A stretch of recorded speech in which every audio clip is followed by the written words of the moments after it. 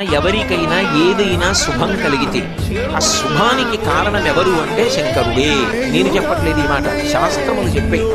శుభములన్నీ కుప్పలు తెప్పలుగా ఆయన పాదముల దగ్గర పడి ఉంటాయి.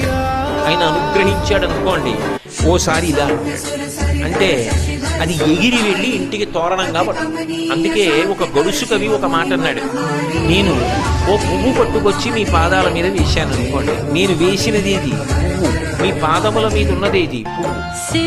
నేను ఒక పువ్వు పట్టుకెళ్ళి మల్లికార్జున లింగం మీద వేశాను అనుకోండి, పరమ ప్రేమతో వేశాను అనుకోండి, ఆ పువ్వు ఓ ఏడాది తర్వాత నా ఇంటి మనవడం.